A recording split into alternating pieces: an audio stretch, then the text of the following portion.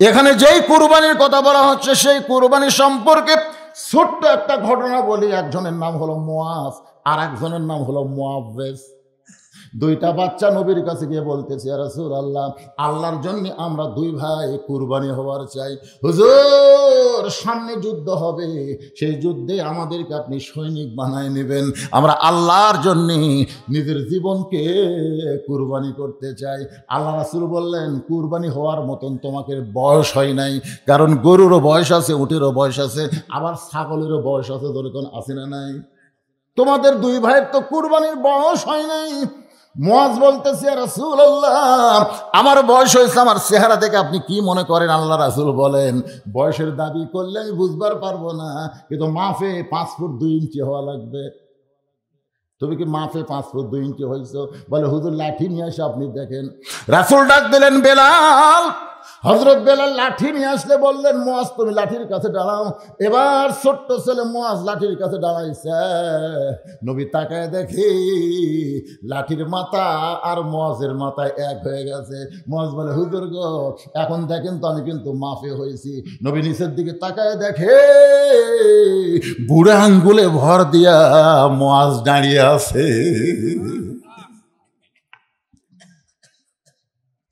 রাসূল বললেন, মুআজ রে, তুমি মাফে হইতে পারবা না, কারণ পায়ের গোড়ালি তোমার মাটির সঙ্গে নাই, বুড়া আঙ্গুলে ভর দিয়ে তুমি লম্বা হইছ। মুআজ বলতেছে, ওরাফা'না লাকা যিকরাক, ওগো নবী, আল্লাহ আপনাকে সবার উপরে রেখেছে, আপনি উপর দিকে দেখবেন, নিচের দিকে আপনি তাকাবেন না। নবী আমার মুআজকে বুকের সঙ্গে চাইবা ধরলে, মুআজ রে, দুনিয়ার মহব্বত তোদের কলিজার মধ্যে নাই, আল্লাহর জন্য নিজের জীবনকে কুরবানি করতে চাস, আমি নবী দোয়া করে দিলাম, আল্লাহ তোর নিয়তকে কবুল করে নে। কিন্তু মুআব্বেস আর ছোট। মুআব্বেস বলতেছে, হুজুর আমিও কুরবানি হওয়ার চাই। মুআজ বলতেছে, আমার চাইতে 3 বছরের ছোট, ওরে নিষেধ করলাম তুই আসিস না, কিন্তু আমার সঙ্গে দৌড়াদৌড়ি করাইছে। মুআব্বেস বলে, ইয়া রাসূলুল্লাহ, মুআজ আমার বড় হতে পারে, কিন্তু শক্তি আমার মতন নাই। বিশ্বাস না হলে আপনি কুস্তি লাগা দেন, দেখেন কার শক্তি বেশি। আমি ছোট হলে বেশি, আমার গাঁর শক্তি আছে। আল্লাহ রাসূল কৌতূহলে দুই ভাইরে কুস্তি লাগাই দিছে। মুআজ বলতেছে, কে রে মুআব্বেস, তুই তো কোনোদিন আমার সঙ্গে পারবি না, আজকে নবীরে সাক্ষী রাইখা তুই আমার সঙ্গে কুস্তি লাগলি। মুআব্বেস বলতেছে, ভাইজান তুমি কিন্তু মাফে হয়ে গেছো, তোমাকে নবী বাদ দিবার পারবে না, এখন তুমি একটু দুর্বল হয়ে আমাকে তোমার বুকের উপর উঠায় দাও। মুআজ কান্দের বলে, মুআব্বেস রে, নবীর সামনেই ধোঁকা করে কেমনে দিব, আমি নিজে দুর্বল হয়ে তোকে বুকের উপরে কেমনে তুলবো। মুআব্বেস কান্দের বলে, ভাইজান, আল্লাহ নবীকে সামনে দিক থেকেও আঘাত করলে তুমি সামনে দাঁড়াবার পারবা, আঘাত তোমার বুকে লাগবে, কিন্তু পিছন দিক থেকে যদি তীর মারে তখন বলো নবীর পিছনে কে দাঁড়াবে? নবীর ডান দিক থেকে যদি বর্ষা মারে তুমি ডান দিকে দাঁড়াবে, বাম দিক থেকে যদি তরবারে মারে বলো তো বাম দিকে দাঁড়াবে। তুমি নবীর সামনে, আমি নবী থাকবো নবীর পিছনে, তুমি ডানে আমি বামে। আমরা দুই ভাই আল্লাহ নবীকে এত ভালোবাসি, আল্লাহ নবীর জন্য আমরা কুরবানি হবার চাই। তুমি একটু দুর্বল হয়ে যাও। এবার মুআজ দুর্বল হয়ে মুআব্বেসকে যখন বুকের উপর উঠায়া দেয়, সঙ্গে সঙ্গে নবী বললেন, মা হাদান ইয়াদখুলুল জান্নাতা ইহুব্বান ইয়ারজি ইলাদ দুনিয়া ওয়া লাহুম আলাল আরদি মিন শাইইন ইল্লা শাহীদুন ইয়াতামান্না ইয়ারজি ইলাদ দুনিয়া ফায়াক্তাল আশারা মাররাতান লিমা ইয়ারা মিনাল কারামাতি। রাওয়াহুল বুখারী কিতাবুল মাগাজি। আল্লাহু আকবার। উম্মে ফজল হুসাইনকে কালো কাপড় নিচে ঢাইকা নবীর দরবারে নিয়ে এসে বলে, ইয়া রাসূলুল্লাহ, আপনি খুশি হন, আল্লাহ আপনাকে আবার একটা নাতি দিয়েছে। কিছুদিন আগে একজন নাতি হয়েছে, তার নাম হলো হাসান। ধরে কোন, তার নাম কি? আবার একটা নাতি। নবী ছোট বাচ্চার মতন কান্না শুরু করে দিলেন। সমস্ত সাহাবীরা চিন্তা করে, উম্মে ফজলের কোলের মধ্যেই আছে নবীর নাতি, এখন পর্যন্ত নাতিরে দেখলো না, না দেখেই নবী কেন কান্নাকান্নি শুরু করে দিল। কিছু কিছু সাহাবী মনে মনে চিন্তা করতেছে, প্রথম নাতি হয়েছে, এইবারে হয়তো নাতনি চাইতো। নবী হয়তো মনে করছিল ফাতেমার পেট থেকে একটা নাতনি হোক। তখন তারা আল্ট্রাসাউন্ড ছিল না যে সন্তান হওয়ার আগেই দেখবি বেটা না বেটি। কিন্তু নবী কেন কাঁদতেছে সাহাবীরা বুঝবার পারে নাই। মনের মধ্যে নানা রকম ধারণা। কিছুক্ষণ পর নবী দাঁড়ালেন, উম্মে ফজলের কোল থেকে হোসেনকে নিয়ে হোসেন কপালে একটা চুমু দিলেন। চুমু দেওয়ার পরে হোসেনকে আসমানের দিকে উঠায় বললেন, আল্লাহ তাআলা এই গোশতের টুকরাকে তুমি কুরবানি হিসেবে পছন্দ করেছ। আল্লাহ এই গোশতের টুকরা হোসেনকে বলতেছে, গোশতের টুকরাকে তুমি কুরবানি হিসেবে পছন্দ করেছ।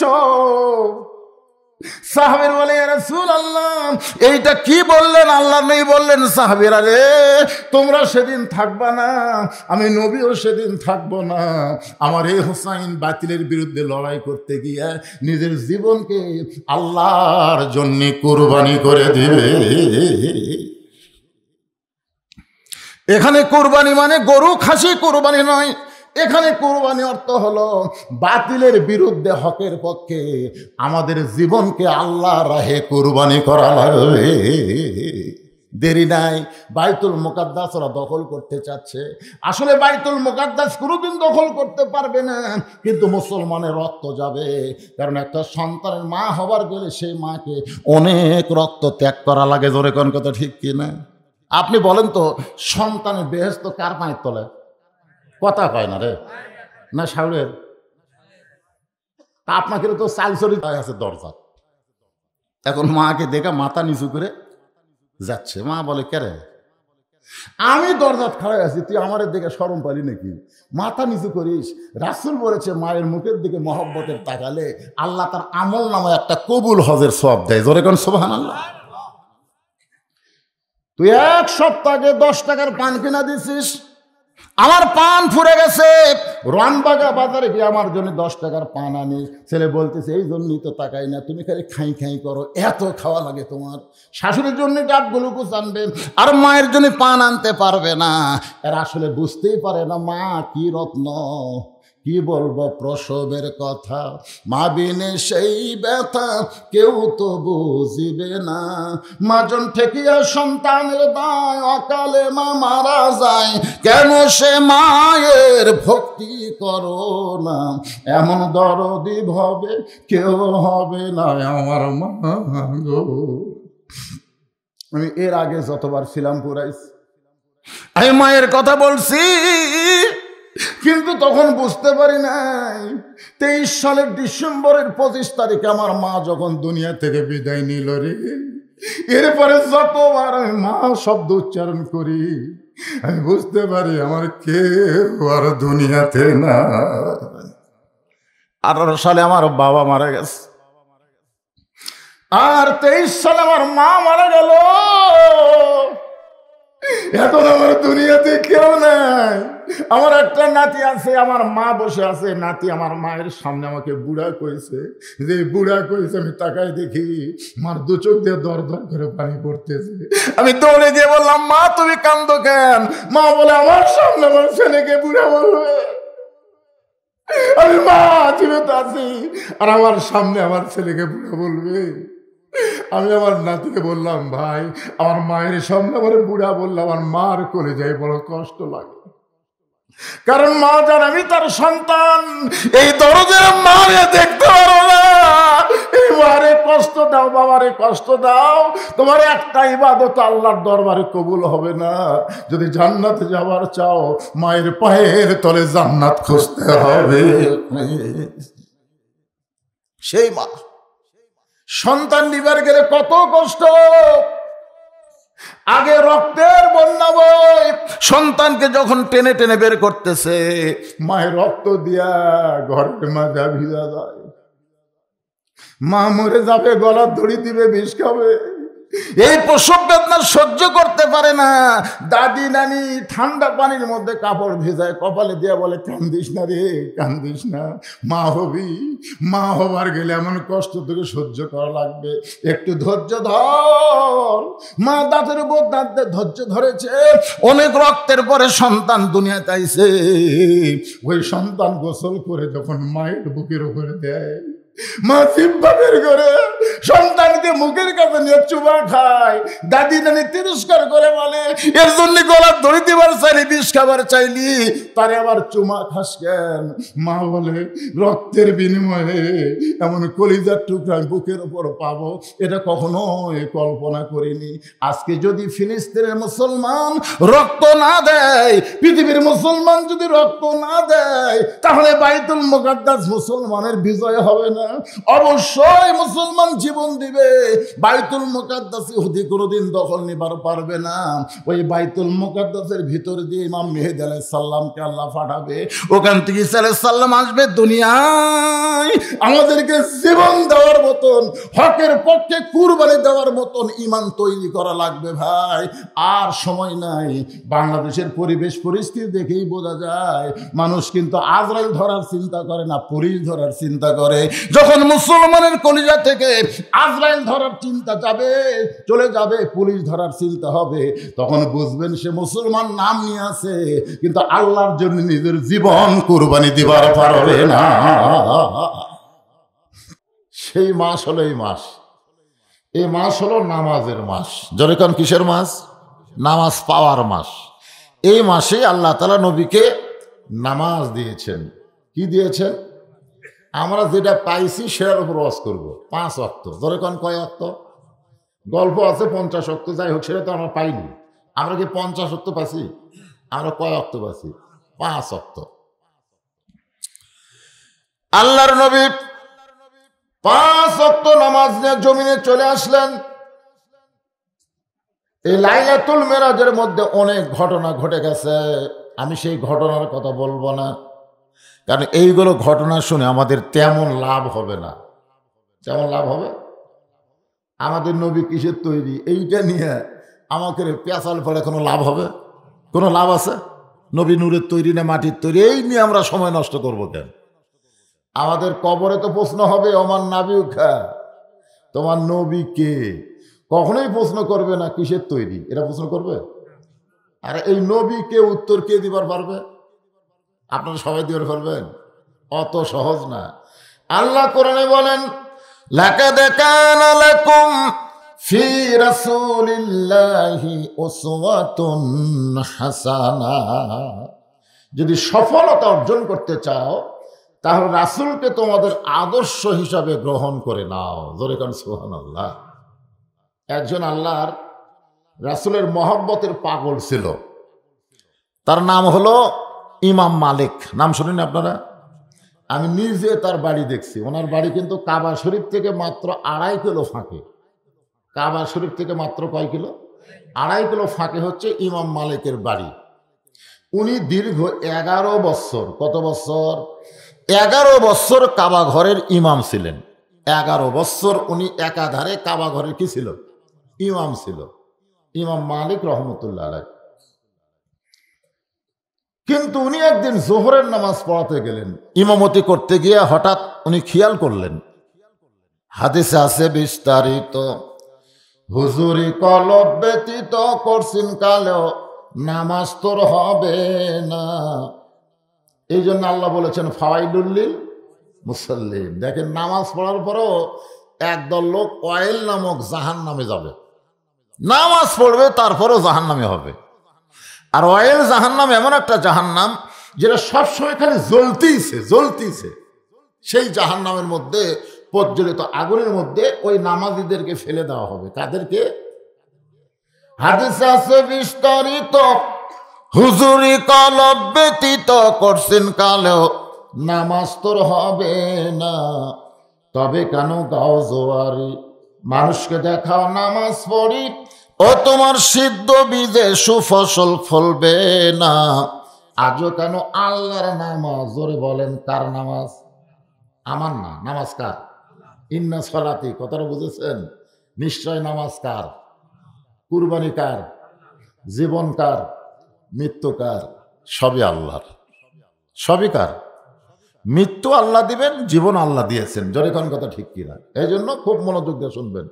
উনি জোহরের 4 রাকাত নামাজের 2 রাকাত পর্যন্ত পড়াইছে। পুরা 3য় রাকাতে যখন দাঁড়াইছে তখন খেয়াল করে দেখে ইমাম মালিকের মুখ আছে কাবার দিকে আর মন চলে গেছে মদিনায়। মুখ কোন দিকে? খুব খেয়াল করবেন, আপনাকে মুখ কোন দিকে? যখন নামাজ পড়েন কোন দিকে? কাবার দিকে। মন বুঝাস না, মন কোন দিকে? ইমাম মালিক রহমতুল্লাহ খেয়াল করে দেখেন মুখ আছে কাবার দিকে আর মন চলে গেছে মদিনায়। মন এক জায়গায় যাবে, মুখ একদিকে থাকবে, তাহলে নামাজ হবে? মুসল্লিরই হবে না। আর ইমাম সাহেব সঙ্গে সঙ্গে উনি নামাজ ত্যাগ করলেন। আল্লাহু আকবার বলে উনি নিয়ত ছেড়ে দিলেন, মানে নামাজের নিয়ত ছেড়ে দিলেন। তখন মুসল্লিরা বলল, হুজুর আপনি ইমামতি করতে করতে আমরা কোনো লোকমাই দিলাম না, আপনি নিজে নিজে লোকমা দিয়ে নামাজ ছাড়লেন। ইমাম মালিক বলতেছে, আমার পিছনে তোমাদের নামাজ হবে না, কারণ আমি তোমাদের ইমাম হয়ে আমার মুখ আছে কাবার দিকে, মন আর এক দিকে চলে গেছে। বরং তোমরা নতুন ইমাম নিয়োগ দাও।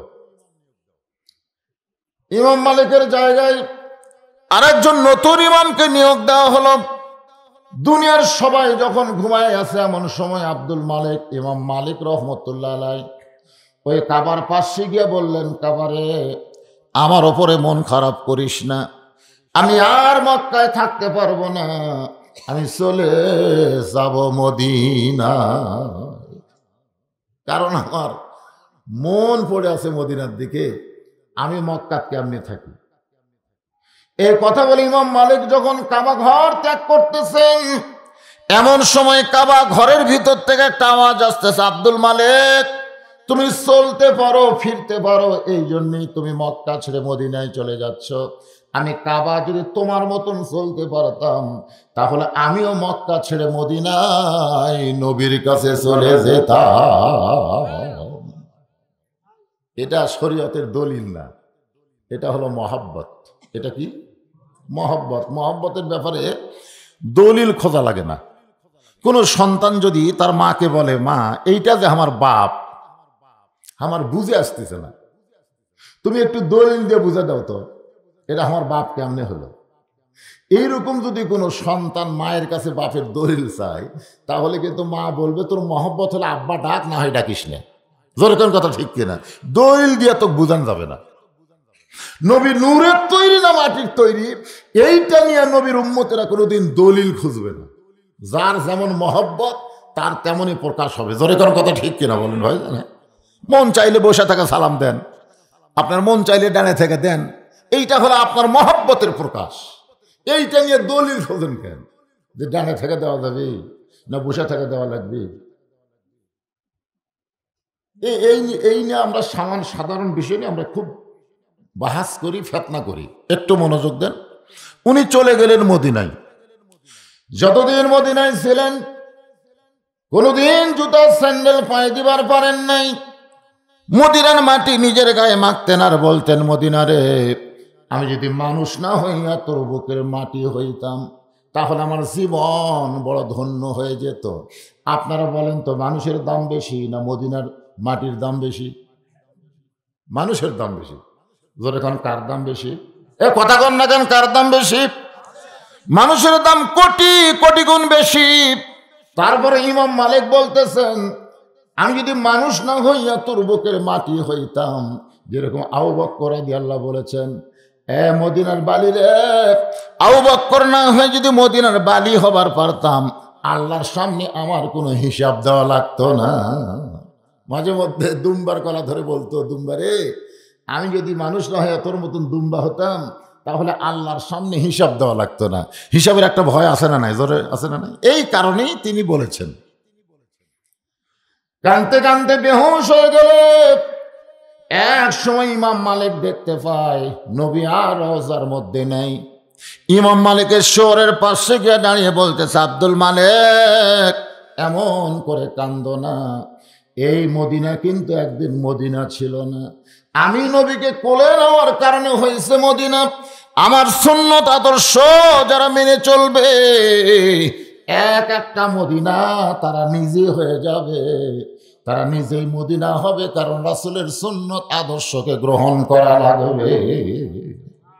আমার নাবিউকা প্রশ্নের উত্তর দিবার গেলে আমাদেরকে রাসূলের সুন্নত এবং আদর্শ গ্রহণ করার দরকার আছে না নাই? জোরে কেন আছে না নাই? আপনি কাফের বেঈমানদের চেহারা নিয়ে থাকবেন আর কবরের মধ্যে গিয়ে বলবেন আপনি আমার নবী, এটা বলার মতন মুখে পাওয়ারই আসবে না। তো এই জন্য আমরা যারা এখানে বসেছি খুব খেয়াল করে শুনবেন। এক নম্বর হলো নামাজ। ধরে কন কি? এই নামাজটা আল্লাহর নবী 5 ওয়াক্ত পাইছেন, নিয়ে আইছেন দুনিয়ায়। ফজরের নামাজ নবী আদায় করলেন হেরেম শরীফের ভিতরে, কাবার বাহিরে। ফজরের ফরজ হলো 2 রাকাত। জোরে বলেন কয় রাকাত? 2 রাকাত নামাজ আদায় করে নবী যখন বাড়ির দিকে আসতেছেন, রাস্তার মধ্যে একজনের সঙ্গে দেখা হলো, তার নাম হলো আবু জেহেল। মানে আবু জেহেলের ভাগ্য এত ভালো, বুঝলেন? যারা হজ করবার গেছে তারা ওখানে গিয়ে একটু চিন্তা করে, আমি চিন্তা করে দেখছি আবু জেহেল পৃথিবীর মধ্যে সবচাইতে বড় ভাগ্যবান। কারণ আবু জেহেলের বাড়ি থেকে মাত্র 200 মিটার পশ্চিম দিকে হলো কাবা ঘর।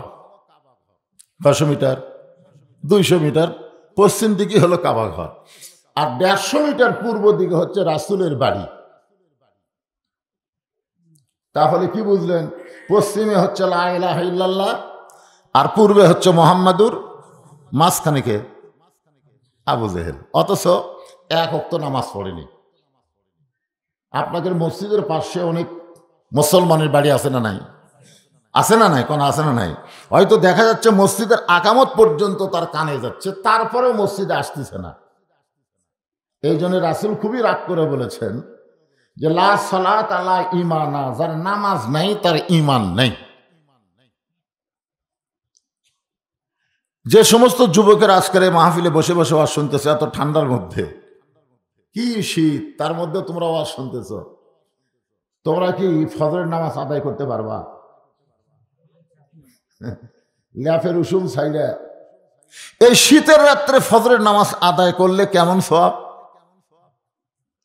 যখন আসসালাতু খায়রুম মিনান নাওম মুয়াজ্জিনের কণ্ঠে কানে গেছে, তখন যদি ল্যাপকে এরকম হাত দিয়ে মারছে ঝাংটা, মানে ঝাংটা মারা লাগবে, তো সব বাদ দিয়ে এসে ঠান্ডা পানিতে উযু করে মসজিদ দিকে যখন রওনা দেয়, তখন ফেরেশতারা বলে আল্লাহ এত তীব্র শীতকে উপেক্ষা করে তোমার যুবক তোমার মসজিদে রওনা দিল, এদের রেজাল্ট কি?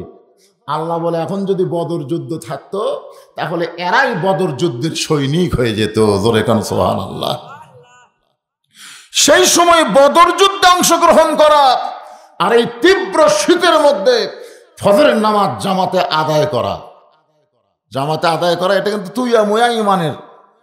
অনেকে উঠে কোনো মতে উযু করে ওই ল্যাপের কাছে খপ করে নামাজ পড়ে। ওরা বললে হবে না, মসজিদে আসা লাগবে।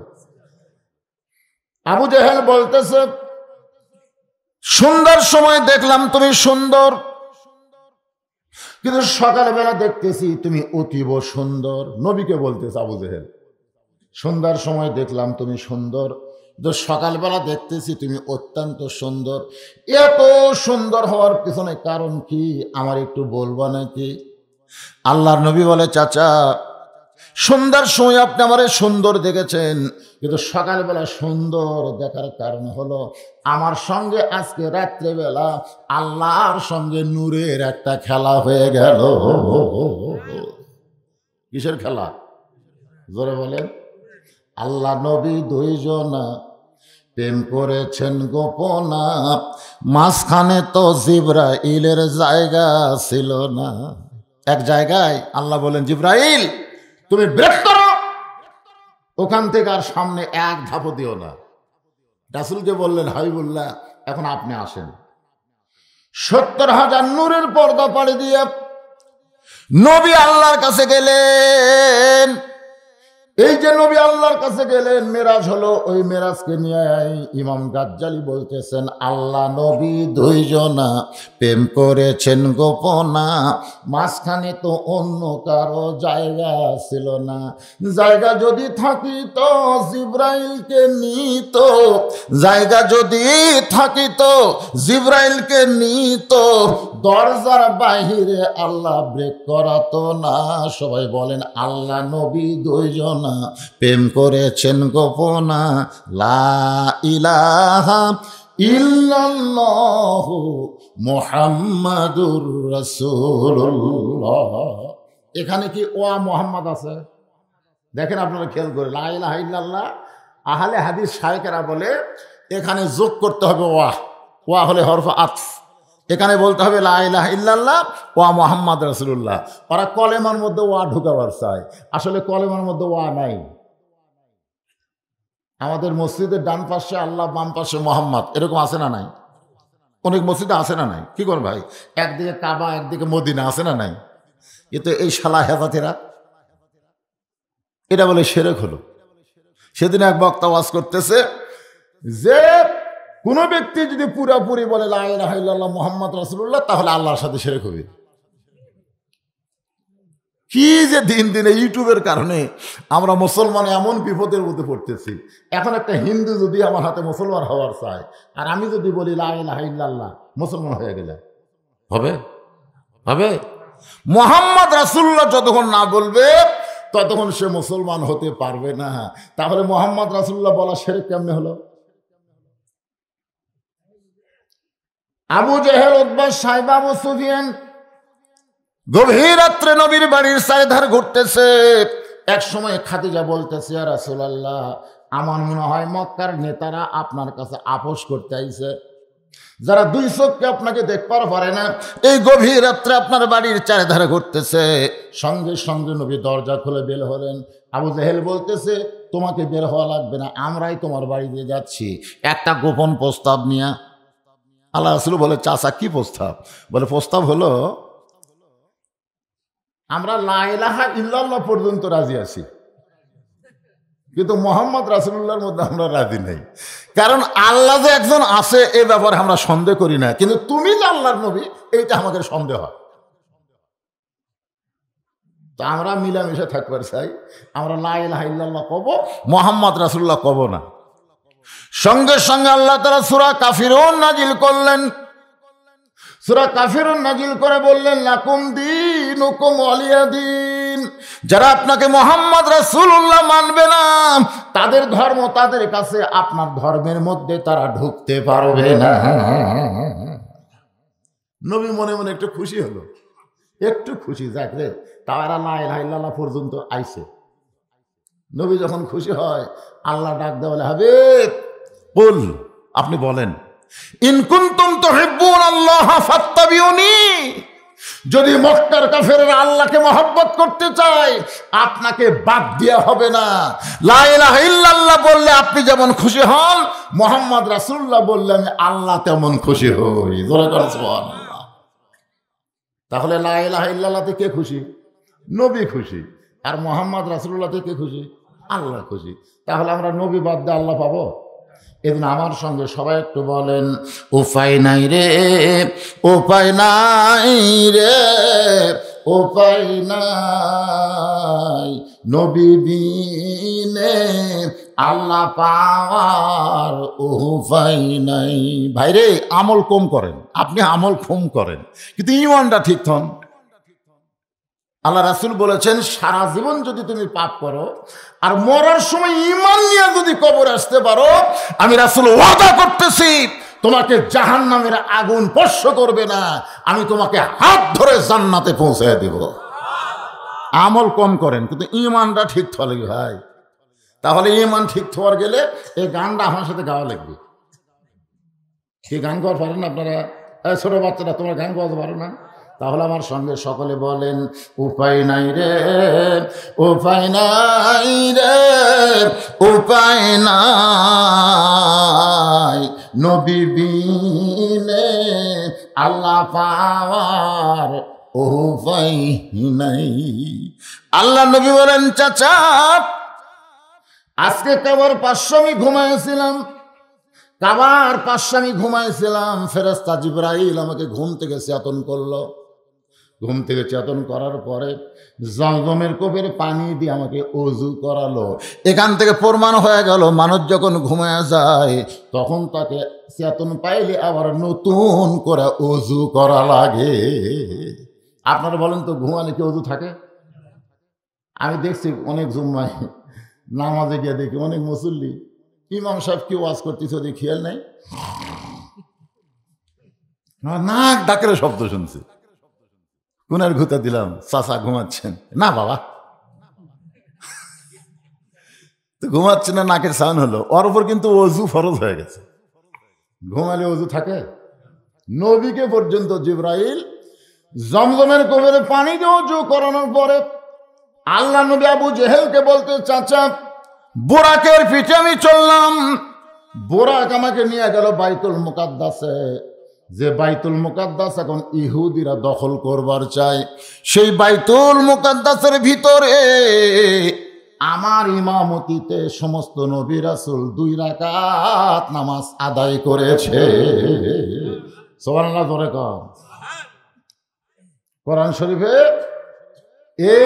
এই মাসে আল্লাহ তাআলা নাজিল করেছে নবীর উপরে, সুবহানাল্লাযী আসরা বিআবদিহি লাইলাম মিনাল মাসজিদিল হারাম ইলাল মাসজিদিল আকসা।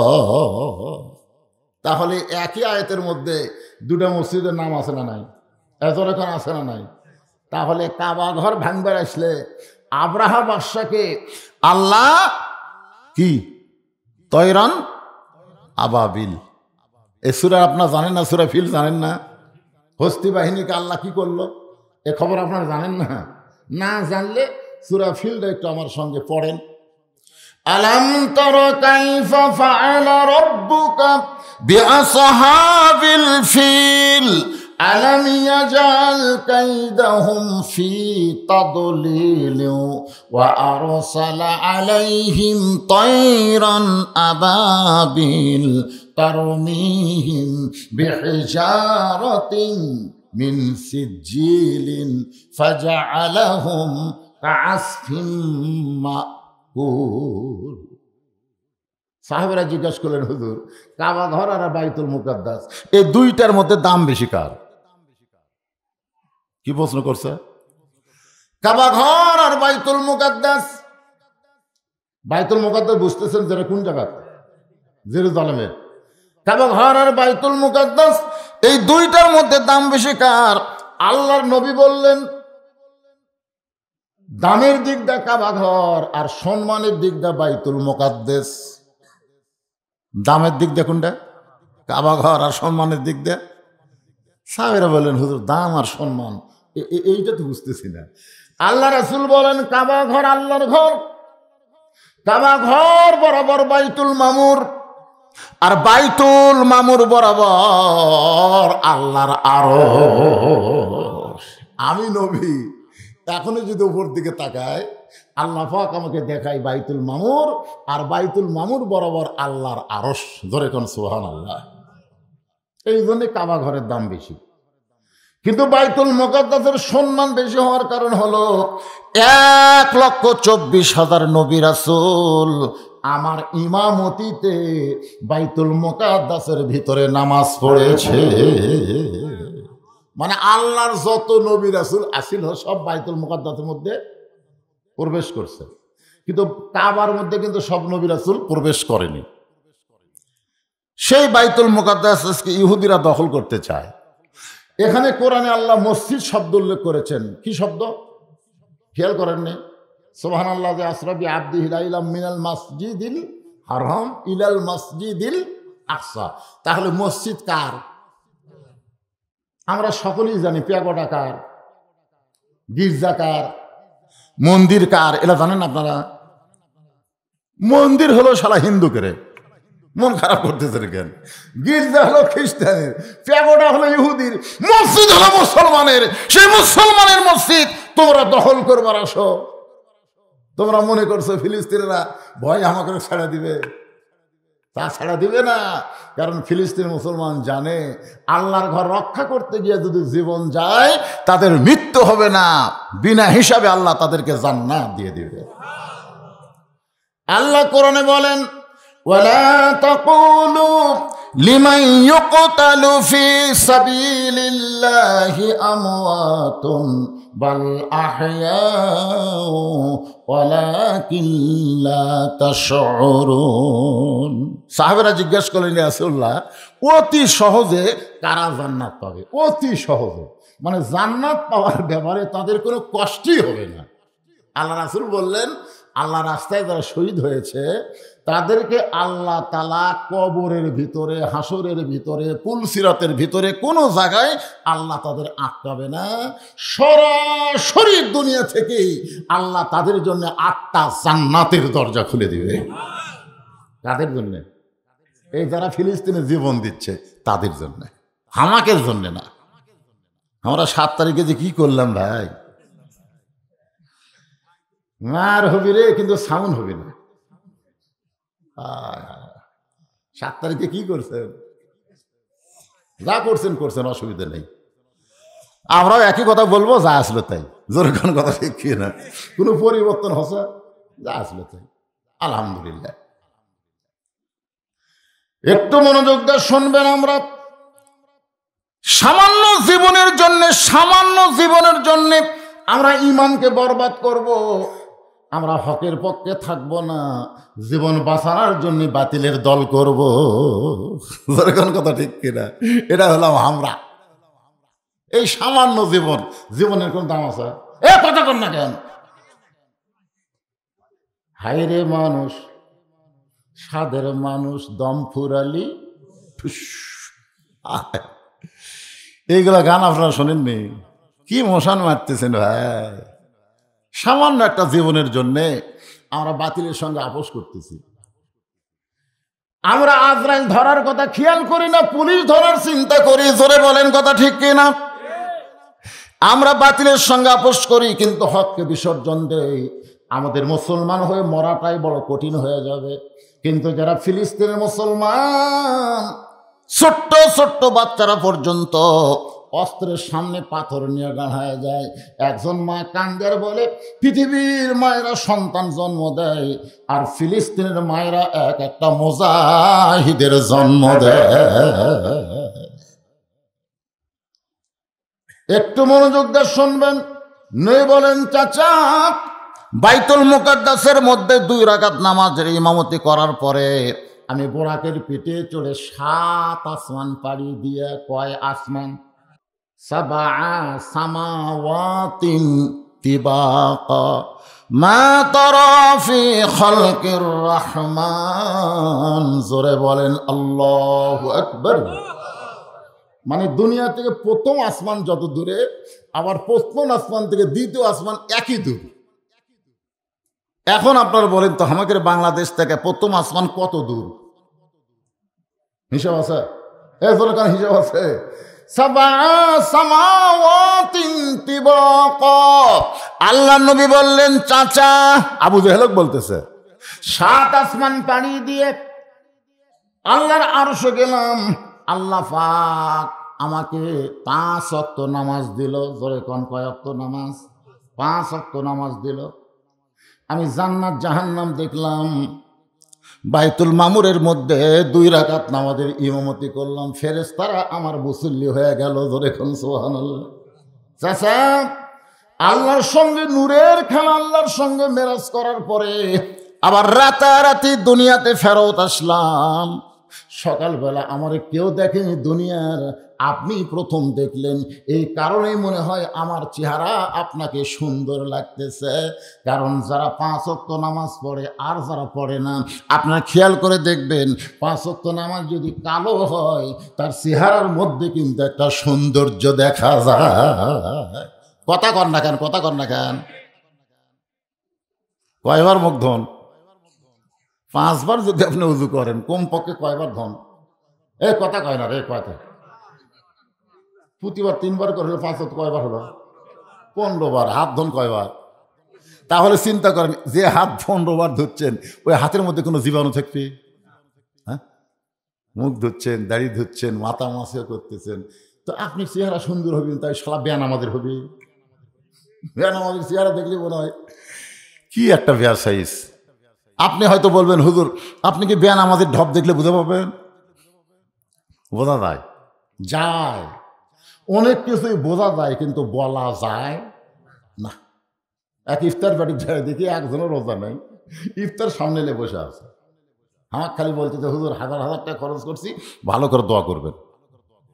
একজন লাভ ধরে বলতে, হুজুর আজকের একটা দিন যাচ্ছে দেখছেন, সেই গরম সেই বড়, কলজা খালি ছটফট করতেছে, হুজুর এখনো 10 মিনিট সময় যাচ্ছে না হুজুর। বারবার যখন এই কথা বলতেছে, আমার সন্দেহ হলো, ডাকলাম না, ওই হরদের কাছে আইলো, আর কানে কানে কইলাম, তুই তো রোজা নেই। ইসলাম কথা বলে, হুজুর আপনি কেমনে জানলেন? আমি বললাম, তো সোপা দেখেই বলবো, যারা রোজা থাকবে আল্লাহ তাদেরকে 2টা খুশির খবর দিছে, একটা হলো ইফতারের সময়, আর একটা হলো আল্লাহর দিদার। জোরে কারণ সুবহানাল্লাহ। তো না মরলে তার আল্লাহর দেখা পাচ্ছি না, তো একটা তো দুনিয়াতেই দিয়েছে ইফতারের সময়। ইফতারের সময় তুই বারবার ঘড়ি দেখিস, তুই রোজা আছিস। একটু মনোযোগ দেবেন। আল্লাহ নবী বলেন, চাচা এই কারণেই মনে হয় আমার চেহারা দিয়ে নূর প্রকাশ পাচ্ছে, কারণ আল্লাহর সঙ্গে যে খেলা খেলে আসলাম, সে খেলার নাম হলো নূরের খেলা। ধরে কোন কিসের খেলা? আর কাবার পাশে ফজরের ফরজ 2 রাকাত নামাজ পড়লাম, ওই নামাজের মধ্যে আল্লাহর সঙ্গে আবার দেখা হলো। রাসূল বলেছেন, আসসালাতু মিরাজুল মুমিনিন। ওগো উম্মতেরা মন খারাপ করো না, আমি নবী আল্লাহকে বললাম, আল্লাহ আমি যখন দুনিয়াতে গিয়া আমার উম্মতের কাছে বলবো আল্লাহর সঙ্গে আমার মিরাজ হয়েছে, তখন উম্মতেরা যদি বলে, হুজুর আপনি নবী হইয়া মিরাজ করলেন, আমরা তো কোনোদিন মিরাজ করতে পারবো না। আল্লাহ বলে, হাবিব রে, আপনি আমার কাছে এসে আপনার উম্মতের কথা আপনি ভোলেন নাই। ওগো নবী বলে দেবেন, আপনি করেছেন একবার, আর দৈনিক আপনার উম্মতেরা মিরাজ করবে 5 বার। কয়বার? তাহলে মসজিদে এসে নামাজ পড়লে কার সাথে দেখা হয়? দেখা আল্লাহর সাথে করবার। সে এত ছটফট করেন কে? এমপির কাছে, মন্ত্রীর কাছে কেউ যদি দেখা করবার যায়, ওই সময় নাই রে, সময় নেই, এমপি আমার সাথে দেখা করবে, ছটফট করিস কেন? তাহলে চিন্তা করেন, আল্লাহর ঘরের মধ্যে সে আল্লাহর সঙ্গে দেখা করবার এসে ছটফট করেন কেন? সবচাইতে বড় বিরক্ত মানুষ নামাজে। এই জন্য আল্লাহ কোরআনে বলেছেন, ইয়া আইয়ুহাল্লাযীনা আমানুস্তাঈনু বিস-সাবরি ওয়াস-সালাহ। আমি আল্লাহর কাছে যদি কিছু পাবার চাও, তাহলে ধৈর্য আর নামাজের ভিতরে চাও। এখানে আল্লাহ বুঝাইলেন, নামাজ পড়বার গেলে ধৈর্যের দরকার আছে না নাই? দরকার আছে না নাই? সাহাবীরা বললেন, ইয়া রাসূলুল্লাহ, এমনভাবে তীর হযরত আলীর পিঠে ঢুকিছে, তীরের শলাকা ধরলি চিৎকার দিয়ে কান্দে। আল্লাহ রাসূল আফসোস করে বললেন, আমার আলীর পিছনে তীর কে মারল রে? আমার আলীর পিছনে তো আমার সাহাবীরাই থাকে। আলী থাকে সেনাপতি সবার সামনে। মুসলমানের যার নেতা হবে, সেনাপতি হবে, তাকে থাকা লাগবে সামনে। দরকার কথা ঠিক কিনা? আর আমাকে নেতারা থাকে পিছনে, কর্মিকদের সামনে। মর দূরত্বটাই মর। কথা কন না কেন? এ পর্যন্ত যতগুলো গুলি খেয়ে মরছে, পুলিশের গুলি খেয়ে, নেতা মরছে। হযরত আলী সবার সামনে, পিছনে থাকে আমার সাহাবীরা। তাহলে আলীর পিছনে তীর কে মারলো? নবী যখন এই চিন্তা করতেছে, আল্লাহর জিবরাইল বলে, ইয়া রাসূলুল্লাহ, আলীর পিছনে কোনো কাফের তীর মারে নাই, আলীর পিছনে তীর মারছে মুনাফিক। ওরা মুসলমান সাইজে ইসলামের ক্ষতি করতে গিয়া, কারণ আলীরে ঘায়েল না করলে ইসলামকে ঘায়েল করা যাবে না। ওদের মাথায় টুপি ছিল, মুখে দাড়ি ছিল, পরনে জুব্বা ছিল, কিন্তু এরা মুসলমান নয়, এরা হলো মুনাফিক। এমন সময় আল্লাহ তাআলা কোরআনের আয়াত নাজিল করলেন, আমিনান নাসি মাইয়াকুলু আমান্না বিল্লাহি ওয়া বিল ইয়াউমিল আখিরি ওয়া মা হুম বিমুমিনিন। অনেক মুসলমান আছে যারা বলে আমরা আল্লাহ বিশ্বাস করি, আখিরাতকে বিশ্বাস করি। আল্লাহ বলেছে তোরা মুমিনই না, মুসলমান কেমনে হবি? এরকম মুনাফিক আছে না নাই? পিছন দিক থেকে মারা। আল্লাহ নবী বলেন আলীরে কষ্ট দিও না। আলী যখন নামাজের ভিতরে থাকবে ওই তীরটা তখন টেনে বের করো। আল্লাহর নবী ইমামতিতে হযরত আলী যখন নামাজের ভিতরে দুইজন সাহাবী পিঠের উপরে দুইটা পা দিয়া এত জোরে তীর টান মারছে, তীর শুধু বের হয় নাই, তীরের সঙ্গে গোস্ত পর্যন্ত ছিঁড়াইছে। নামাজ শেষ করার পরে রাসূল আলীরে তীরের শলাকায় হাত দিলে চিৎকার দিয়ে কান্দ। এখন সেই তীর বের হলো, তীরের সঙ্গে গোস্ত ছিঁড়াইলো, তুমি তখন ছেলে কোথায়? আলী বলতেছে নবী গো, আমি তখন আল্লাহর মেরাজে ছিলাম। এক জগ পানির মধ্যে এক মুষ্টি চিনি ঘন্টন মারলে ওই পানির মধ্যে চিনি যেমন বিলীন হইয়া যায়, ওই চিনিকে যেমন পানি থেকে আর আলাদা করা যায় না। আল্লাহর কোনো বান্দা যখন নামাজের মধ্যে শামিল হয় ওই বান্দাটা আল্লাহর ভিতরে নিজকে এমনভাবে বিলীন করে দেয়, গোটা দুনিয়াও যদি তাকে দিবার চান তার জীবনে একটা ওয়াক্ত নামাজ সেই ছাড়বে না। জোরে কোন কথা ঠিক কিনা? বিশ্বাস যদি না হয়, যারা 5 ওয়াক্ত নামাজ ধরছেন, একদিন এশার নামাজ না পড়ে আপনি ঘুমাতে যাবেন, একদিন দেখেন তো ঘুম ধরে কিনা। একটা নামাজের কথা কয় না এবারে, একদিন দেখবেন তো, চেষ্টা করে ঘুম ধরবে? ধরবে? খুবই ঘুমের বড়ি খাবেন তো, তাহাও ধরবি না। খালি ছটফট ছটফট গাও চুলকবি, মাথা চুলকবি, যেই 4 রাকাতে এশার ফরজ পড়ে ভেতরে পড়ে শুধলে ঘুম আল্লাহ দিয়ে দিছে। জোরে কোন সুবহানাল্লাহ। হ্যাঁ, নামাজ একটু মনোযোগ দিয়ে শুনবেন। 1 নম্বর ইন্না সলাতি, এই নামাজ সম্পর্কে আপনাদের সামনে ওয়াজ করতেছি। আল্লাহর নবী বললেন চাচা, এই কারণে আমার চেহারা হয়তো আপনাকে ভালো লাগতেছে। সঙ্গে সঙ্গে আবু জেহেল বলতেছে তুই পাগল। নবী চুপ করছে। এখনই প্রশংসা করলেন আমি খুবই সুন্দর, আর এখনই কোন পাগল। পাগল বলার কারণ হলো আমি জীবনে 2 বার বাইতুল মুকাদ্দাসে গেছি। কয়বার? যেখানে যাইতে লাগে 30 দিন, আসতে লাগে 30 দিন। আর তুই আজকে রাত্রেবেলা ওখানে নামাজ পড়াছিস, আবার সকালবেলা আমার সাথে গল্প করতেছিস। তুই আল্লাহর আরশে গেলি কি না গেলি, 5 ওয়াক্ত পালি না 50 ওয়াক্ত পালি, সেটা আমার জানার কথা না। তুই বাইতুল মুকাদ্দাসে কেমনি গেলি রে? যাইতে লাগে 30 দিন, আসতে লাগে 30 দিন। আর তুই কইলি আজকে রাত্রেবেলা নামাজ পড়া, সকালবেলা আমার সাথে কথা বললি, এই গাঁজাখুরি গল্প করতেছিস। এই কথা বলে আবু জেহেল দৌড়। পিছন দিকে নবী বলে চাচা দৌড়েন কেন? দৌড়েন কেন? আপনি আমাকে 100 বার পাগল বলেন, অসুবিধা নাই। আপনার মুখে পাগল শুনলে আমার কোনো কষ্ট হয় না, বলেন। কারণ যে নবীর শত্রু সে যদি পাগল কয় কষ্ট আছে। যেরকম কালকে জায়েদ খানাকে আঁড়িয়ে সিনেমার হচ্ছে সবচাইতে জঘন্যতম নায়ক, কেউ চিনে না, এই শালা ভাইরাল হওয়ার জন্য কইছে ইমামরা সব শালা, এই শালা ইমাম। এরা নাকি এরকে চরিত্রে এমন একটা কথা বলছে যে কথাটা আমি এখানে উচ্চারণ করে পারতেছে না। সব ইমামকে শালা করছে, ভাইরাল হবে। নাম কি? কেউ চিনে না। এখন আর ইয়ং জেনারেশন ওই জায়েদ খানক চেনে, এরা সাকিব খানক চেনে, সাকিব খান। তো একটু চিন্তা করে দেখেন, আবু জেহেল ভাইরাল হওয়ার জন্য, জোরে কান কি হওয়ার জন্য? আল্লাহ নবীরে পাগল কইছে। নবী বলতে যে 100 বার বলেন, 1000 বার বলেন, কিন্তু দৌড়ান কেন? আবু জেহেল বলে দৌড়ানোর কারণ হলো তোকে আমি আমার এলাকা থেকে বের করবার চাই, কিন্তু বের করার কোনো ইস্যু নাই।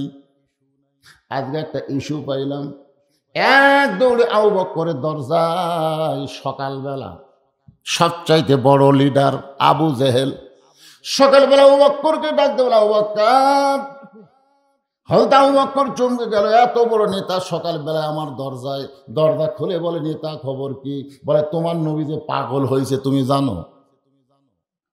যেই কইছে তোমার নবী যে পাগল হয়েছে, সঙ্গে সঙ্গে আবু বকর এভাবে আমার দিকে তাকান, এইভাবে আঙ্গুল তুলে বলতেছে আর একবার যদি বলিস। আর কয়বার? আর একবার যদি বলিস তাহলে তোর কি ধরবি? যা বলছিস বলছিস, আর একবার যদি বলিস তাহলে তোর এইভাবে হাত দিয়ে ইশারা করে যখন দেখাইছে, আবু জেহেল 3 ধাপ পিছনে গেছে। 3 ধাপ পিছনে গিয়া বলে, নবী কইছেন সবচাইতে নরম হলো আবু বকর। সে আবু বকর এত গরম? আল্লাহ নবী কইছে আমার যত সাহাবী সবচাইতে 1 নম্বর নরম কে? আর 1 নম্বর গরম কে? ওমর।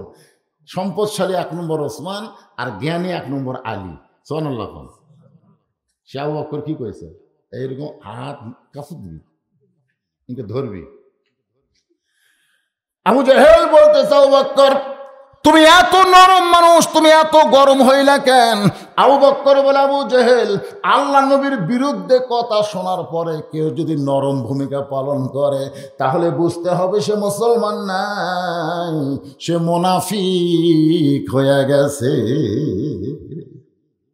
আলেম ওলামার বিরুদ্ধে, ইমামদের বিরুদ্ধে কথা বলা মানে কার বিরুদ্ধে বলা? আল ওলামা ওয়ারাসাতুল আম্বিয়া। আলেমরা কার ওয়ারিস? কতক্ষণ কার ওয়ারিস? সমস্ত ইমামকে শালা কইছে, সমস্ত ইমামকে লাওয়াতাতকারী, পুরুষ ধর্ষণকারী বলেছে। এই জায়েদ খান তার মানে খালি ইমামদের বিরুদ্ধে বলে নাই, আপনাকেরও বিরুদ্ধে বলেছে। কারণ আপনারা কার পিছনে ইক্তেদা করেন? জায়েদের পিছনে না ইমামের পিছনে? কথা কন না কেন? তাহলে সেই ইমামকে যা তাই কইল, অথচ আপনারা গরম হলেন না, জায়েদ খানের বিরুদ্ধে একটা মিছিলও করলেন না, একটা হক কথাও বললেন না। তার মানে বোঝা গেল আপনি মুসলমান নাম নিয়ে আছেন, কিন্তু ভিতরে ভিতরে মুনাফিক হয়ে বসে আছে। কি নবীর বিরুদ্ধে কথা শোনার পরে যে নরম ভূমিকা পালন করে সে আর মুসলমান থাকে না, সে মুনাফিক হয়ে যায়। আল্লাহ নবীর বিরুদ্ধে কেউ কথা বললে আমরা কোনো দল দেখব না, সব মুসলমান এক দল হয়ে তার বিরুদ্ধে জিহাদ ঘোষণা করবো। জোরে কোন কথা কন না কেন? একটু মনোযোগ দিয়ে কথাগুলো শুনবেন। আবু জেহেল বলতেছে, আবু বকর তুমি কি জানো তোমার নবীরে পাগল বলার পিছনে কারণ হলো তোমার নবী কইল আজকে রাত্রিবেলা নাকি বাইতুল মুকাদ্দাসের মধ্যে গেছে, বাইতুল মুকাদ্দাস থেকে 7 আসমান পাড়ি দিয়ে আল্লাহর আরশে গেছে। আল্লাহ নাকি তোমার নবীকে 5 ওয়াক্ত নামাজ দিছে। তুই বল আবু বকর, যে বাইতুল মুকাদ্দাসে যাইতে লাগে 30 দিন, আসতে লাগে 30 দিন, আর তোমার নবী নাকি আজকে রাত্রেবেলা সে বাইতুল মুকাদ্দাসে 2 রাকাত নামাজ পড়াইছে। এখন বলো এই গাঁজা করে কথাকে বিশ্বাস করা যায়? আবু বকর মুস্কি হাসি দেবে, আবু জেহেল এই কথা যদি আমার নবী বলে থাকে তাহলে এক বিন্দু মিথ্যা বলেনি। দলিল খুঁজিছে আবু বকর, দলিল খুঁজিছে। কি ভাবে রে বাইতুল মুকাদ্দাসে গেল রে?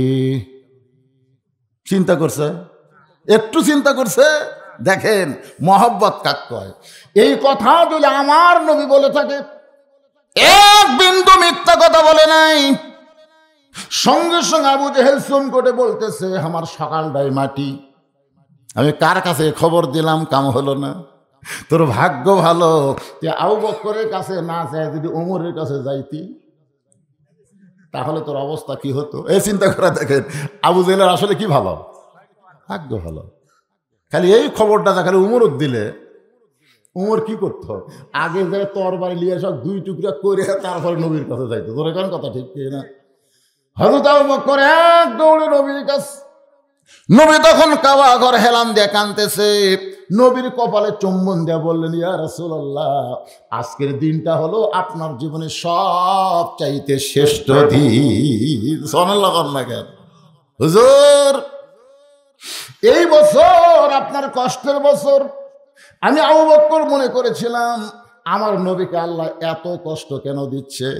এই বছরে আপনার চাচা আবু তালেব মারা গেছে, এই বছর আপনার দরদের বিবি খাদিজা মারা গেছে, এই বছর আপনি তাইফের ময়দানে গেলেন, তাইফবাসী আপনাকে এত পাথর মারল। আমি আবু বকর মনে করেছিলাম শুধু কষ্ট আর কষ্ট, কষ্ট আর কষ্ট, আমার নবীর জীবনে কি এত কষ্ট আল্লাহ দিবে? কিন্তু হুজুর আবু জেহেলের মুখে যা শুনলাম, আজকে রাত্রেবেলা বাইতুল মুকাদ্দাসের ভিতর দিয়ে আল্লাহর ৭ আসমান পাড়ি দিয়ে আল্লাহর আরশে গেলেন। আল্লাহ পাক আপনাকে ৫ ওয়াক্ত নামাজ দিল। নবী বলে, আবু বকর, এই কথাকে তোমার বিশ্বাস হয়? আবু বকর বলে, সাদ্দাকতা ইয়া রাসূলুল্লাহ, এক বিন্দু মিথ্যা নয়। সঙ্গে সঙ্গে নবী আমার মুচকি হাসি দিয়ে আবু বকর কপালে চুম্বন দিয়ে বলেন, আবু বকর রে, আবু জেহেল আমারে পাগল বলার পর থেকে আমার মনের মধ্যে বড় কষ্ট হচ্ছিল, কিন্তু তুমি সাদ্দাকতা বলার সঙ্গে সঙ্গে সব কষ্ট আল্লাহ দূর করে দিল। আসো আবু বকর, আমি নবী তোমাকে বুকের মধ্যে নিবার চাই। আবু বকরকে নবী বুকের মধ্যে নিয়ে বলেন, আবু বকর রে, আমার সমস্ত কষ্ট দুঃখ দূর করে দিলে। আল্লাহ বলে, হাবিব, শুধু আবু বকরকে বুকের মধ্যে নিলে হবে না, আমি আল্লাহ তারে সিদ্দিক ডিগ্রি দিয়া দিলাম। চারিদিক থেকে আস্তে আস্তে সাহাবের এসে বললো, হুজুর, আপনি নাকি আল্লাহর আরশে গেছিলেন, আল্লাহ আপনাকে ৫ ওয়াক্ত নামাজ দিচ্ছে। ২৪ ঘন্টার মধ্যে ৫টা সময় আল্লাহর অত্যন্ত পছন্দ। ২৪ ঘন্টার মধ্যে কয় সময়? কথা কয় না, ৫টা সময়। এই ৫টা সময়ই ৫টা নামাজ। এই জন্যই বলা হয় ৫ ওয়াক্ত। ওয়াক্ত মানে কি আপনারা বলেন তো? ফজরের এই ফরজ নামাজটা সূর্য উদয় হওয়ার ১.৫ ঘন্টা পরে দিলে ভালো হতো না? না না, যে সময় দিচ্ছে শীতের দিন কি কষ্টের বারে। আচ্ছা, সূর্য উদয় হওয়ার ১.৫ ঘন্টা পরে এই ফজর দিলে কি অসুবিধা ছিল? না, এই যে ২৪ ঘন্টার মধ্যে ৫টা সময় আল্লাহর এত পছন্দ। সূর্য উদয় হওয়ার আগে ২ রাকাত ফরজ ফজরের নামাজ। সূর্য যখন পশ্চিম থেকে হেলে গেছে এমন সময় ৪ রাকাত ফরজ, তার নাম হলো জোহরের নামাজ। সূর্যের পাওয়ার যখন কমে গেছে, মিশে মায়ায় বন্দি থাইকা করলাম কত খেলা, পশ্চিমে তাকিয়ে দেখো তোমার ডুইবা গেছে বেলা। আপনারা বলেন তো, আসরের সময় সূর্যের পাওয়ার আছে? কথা কর না কেন? সূর্য আছে কিন্তু পাওয়ার। আমার বয়স, এনার বয়স হলো আসর। আসর বোঝেন না? খালি ডোবার দিকে যাচ্ছে ভাই রে, খালি ডোবার দিকে যাচ্ছে রে। পাওয়ার নেই আমাদের, কিন্তু পাওয়ার নেই।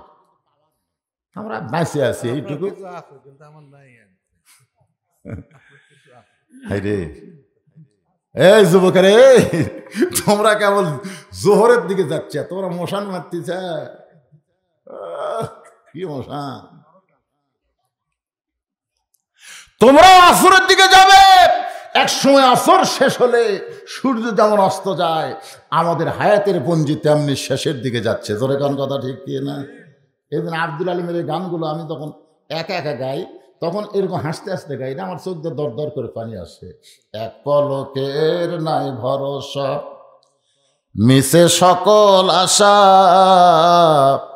কখন বুঝি দারুণ ঝড়ে ভাঙবে তোমার বাসা, মিশে মায়াই বন্দি থাইকা, মিশে মায়াই বন্দি থাইকা করলাম কত খেলা, পশ্চিমে তাকিয়া দেখো ডুইবা গেল তোমার হায়াতের বেলা। সূর্য যখন অস্ত যাবে, সবচাইতে অল্প সময়ের মধ্যে যে ৩ রাকাত ফরজ নামাজ পড়া লাগবে তার নাম হলো মাগরিবের নামাজ। জোরে বলেন, নাম কি? আপনি বলেন তো, মাগরিবের নামাজের সময় এত অল্প কেন? জানেন? না জানলে ডাহা কথা কবেন, জানি না। না না, অন্য নামাজের তো ওয়াক্ত একটু লম্বা নাই। আপনার এখন তো এই ৪ ওয়াক্তর সময় কিন্তু একটু বেশি, কিন্তু মাগরিবের সময় কোনোদিন আপনার দেখছেন যে মাগরিবের আজান দেয়া ১৫ মিনিট পরে জামাত হচ্ছে? আসরের আজান দেয়া ১৫ মিনিট, জোহরের আজান দেয়া ১৫ মিনিট, ফজরের আজান দেয়া ৮ ঘন্টা। ধরে কোন কথা? আপনারা, আমার এলাকায় তো তাই হয়, আপনাকে এলাকার খবর কি একই হয় না? ফজর একটু সময় বেশি কেন দেয়? যে ঘুমোর থেকে উঠে সাইজ টাইজ হয়ে তারপরে মসজিদে যাওয়া লাগবে, এই জন্য মুয়াজ্জিনকে বলা হয়েছে ৮ ঘন্টা আগে মার। তা ৮ ঘন্টা আগে কি ওয়াক্তের আগে মারছে না ওয়াক্তের ভিতরেই মারছে? ওয়াক্তের ভিতরে আযান দেওয়া লাগবে, ওয়াক্তের বাইরে আযান দিলে হবে না। ওয়াক্ত তালাশ করা হলো ফরজ। তাহলে 4 ওয়াক্ত নামাজের আযান আগে হয়, কমপক্ষে 15 মিনিট পরে নামাজ হয়। কিন্তু মাগরিবের আযান দিয়া যদি মুয়াজ্জিন কয় আসরের মতন 15 মিনিট পর, এত ওয়াক্ত সময় কম কেন? আমি কিন্তু এই 5 ওয়াক্ত নামাজ খুব চিন্তা করে দেখছি, কে রে আসরের নামাজের পরে কোনো সুন্নত নফল নাই, ফজরের নামাজের পরে কোনো সুন্নত নফল নাই, কারণ কি?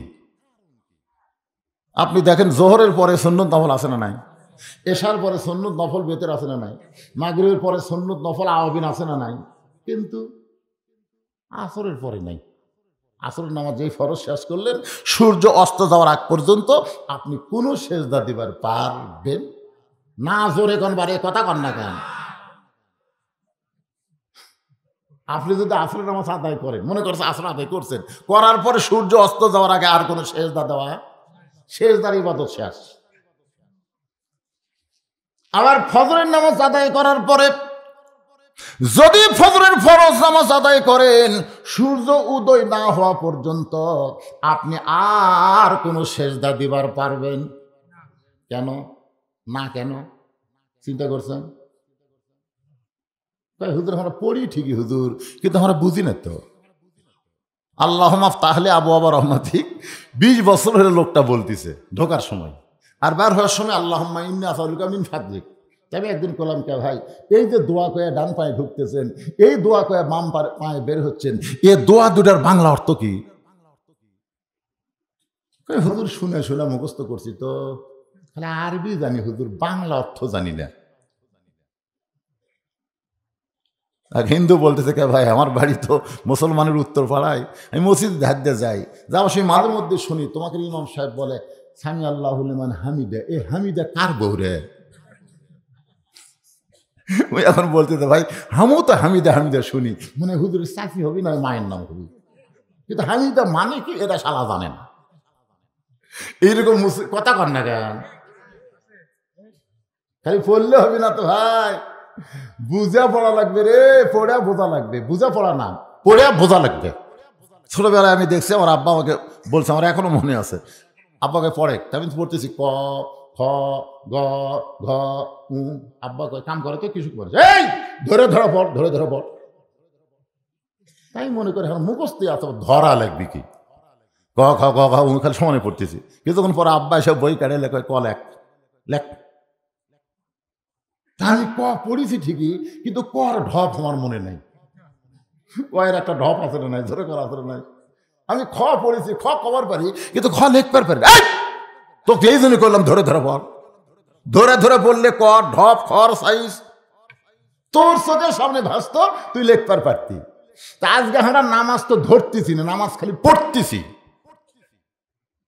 আল্লাহ কয় নামাজের জোরে ফায়সাকা যাবে দূরে, পাক কোরআনে রয়াছে ঘোষণা, এখন আকাম কুকাম নামাজ রোজা একসাথে বান্দিয়া বোঝা জাহান্নামে দিয়াছ রওয়ানা।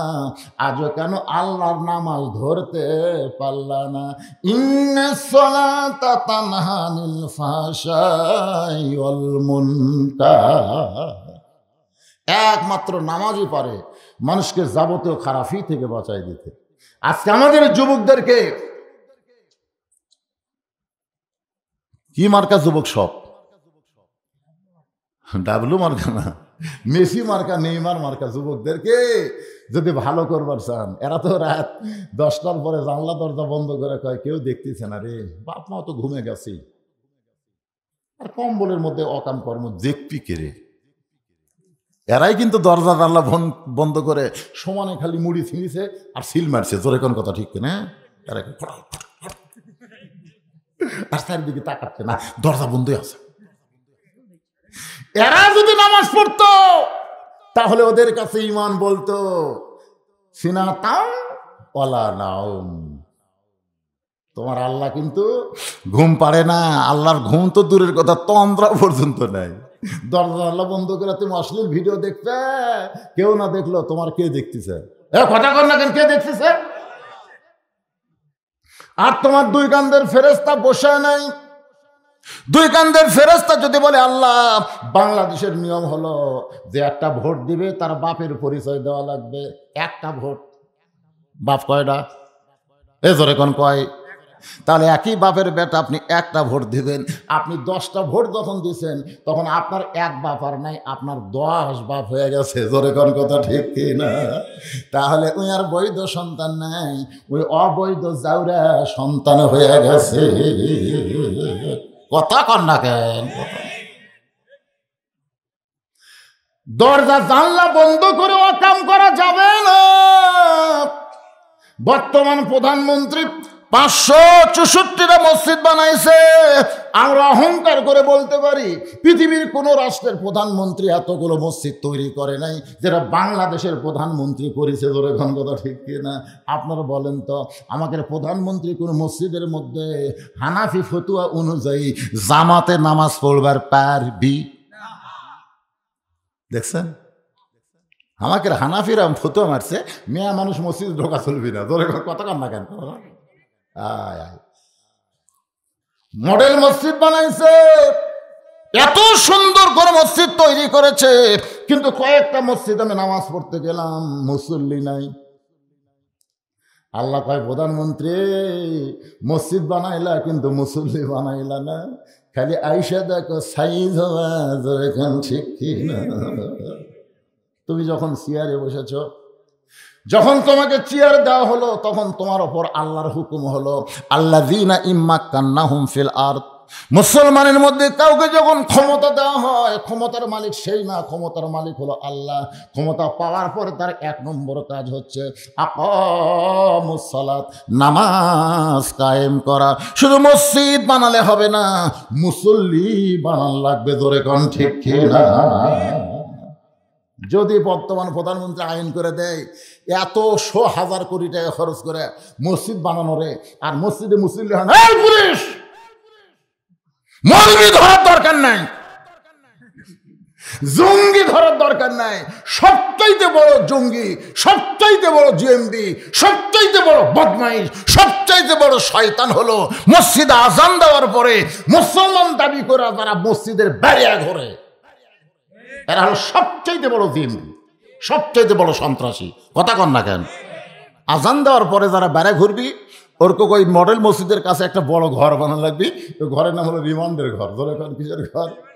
ধরে নিয়ে যায় পাশার কাপড় খুলে, পাশার চামড়ার উপরে, কাপড়ের উপর মারা হবে না, চামড়ার উপরে 10টা করে বাড়ি। ধরে কোন কয়টা করে বাড়ি?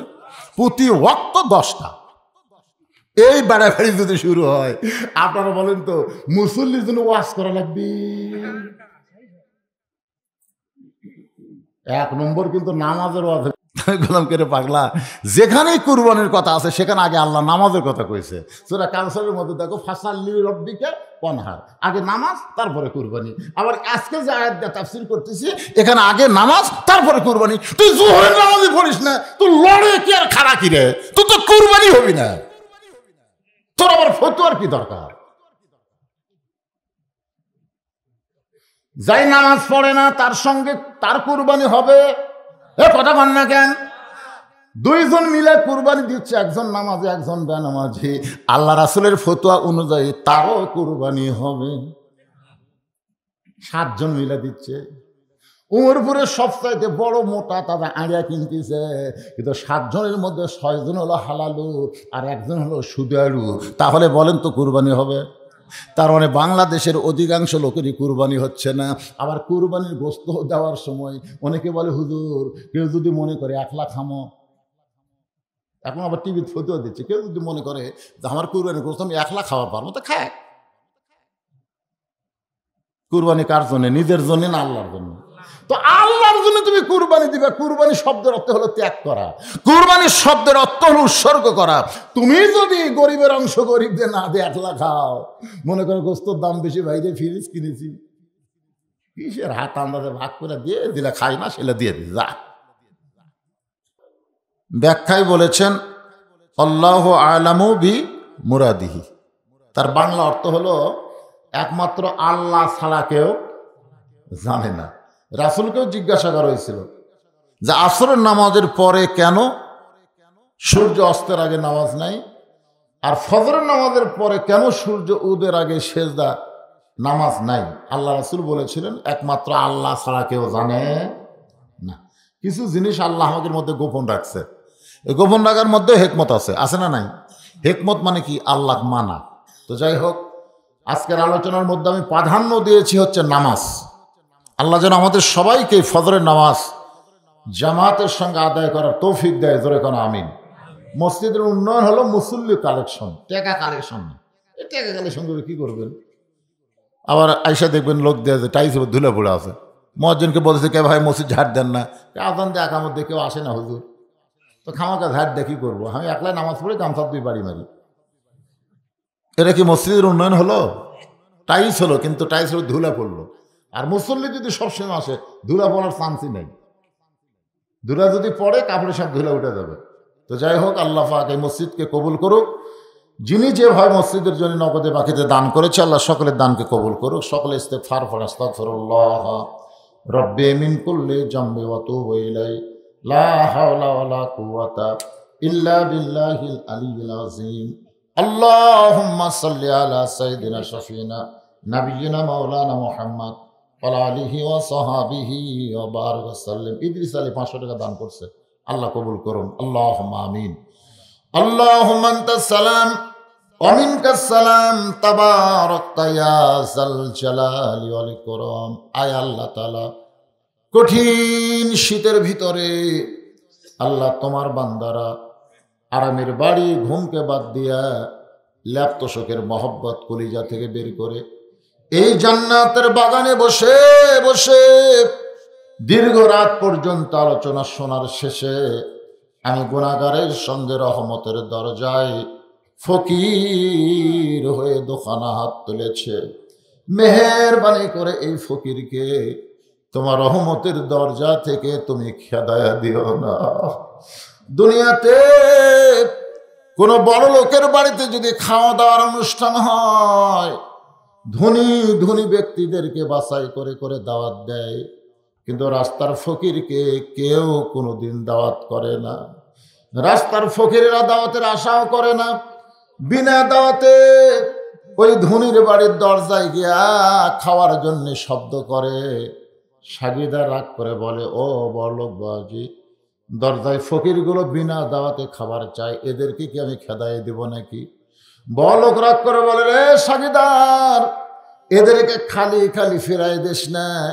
এরা যদি খালি খালি ফেরত যায় তাহলে আমার বড় লোক নামের বদনাম হবে। দুনিয়ার একটা ধনী মানুষ গরিবদেরকে খালি ফিরাইতে বদনামের ভয় করে। ও গানি আল্লাহ, তোমার রহমতের দরজায় গভীর রাতের ফকির, তুমি আমাদের খালি খালি ফিরাই দিলে তোমার গানি নামের বদনাম হবে।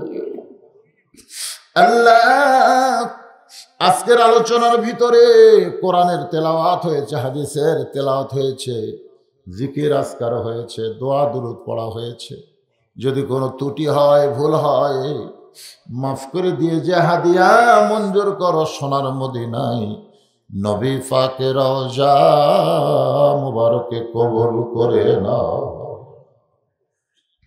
তামাম আম্বিয়ায়ে কেরাম, আসহাবে কেরাম, উম্মাহাতুল মুমিনিন, শহীদ শহীদান, জান্নাতুল বাকি, জান্নাতুল মা সহ পৃথিবীর যত গোরস্থানে যত মুর্দা শুয়ে আছে, আল্লাহ সকলের আরওয়াহ পরে হাদিয়া কবুল করো। আল্লাহ, এই শ্রীরামপুর গোরস্থানে যত মুর্দা শুয়ে আছে, আল্লাহ সকলের কবরকে জান্নাতের টুকরা বানিয়ে দাও। আমরা যারা হাত তুলেছি, আমাদের মধ্যে অনেকের মা দুঃখিনী দুনিয়াতে জীবিত নাই। এই দরদের মা আজকে যাদের কবরের ঘরে চলে গেল, আমি সহ আমরা যারা মা হারা হয়েছি, আল্লাহ মেহেরবানি করে মায়ের কবরটাকে তুমি জান্নাতের টুকরা বানিয়ে দাও। আল্লাহ, বাবার বাড়ি ঘর সহায় সম্পত্তি সবই আছে, আমাদেরকে এতিম করে দিয়া যাদের বাবা আজকে কবরের ঘরে চলে গেছে, আল্লাহ মেহেরবানি করে বাবার কবরকে জান্নাতের টুকরা বানায় দাও। সকলে জবান খুলে বলেন রব্বিরহামহুমা কামা রব্বায়ানি সগীরা। আমাদের দাদা দাদি নানা নানি আত্মীয় স্বজন শ্বশুর শাশুড়ি যাদের কবরে গেছে আল্লাহ কবরবাসীদের মাফ করে দেন। পর্দার অন্তরালের মা বোনেরা আবিদা সালিহা পদ্মানিকে কবুল করে মা ফাতেমার চরিত্র দান করে দেন। আমরা যারা অসুস্থ হয়ে হাত তুলেছি আল্লাহ আমাদের সুস্থতার নিয়ামত দান করে দেন। আল্লাহ আজকের মাহফিলে অনেক টাকা পয়সা দান করেছে, বাড়ি বাড়ি আদায় করা হয়েছে, মসজিদের কমিটিগুলো আলাদাভাবে দান করেছে। আজকের মাহফিলে অনেকে দান করলো। আল্লাহ সকলের দানগুলোকে কেবলমাত্র জান্নাতের বিনিময়ে কবুল করে নেন। আজকের মাহফিলের সম্মানিত সভাপতি আল্লাহ নিজের বয়সটাকে মনে করতেছে মৃত্যুর দুয়ারে পৌঁছে গেছে। আল্লাহ নিজে নিজে নিজকে যখন মৃত্যুর দরজায় দাঁড় করিয়ে দেয় ওই মানুষটাকে রাসূল বলেছেন আল্লাহ ইমানের সঙ্গে কবুল করে নেয়।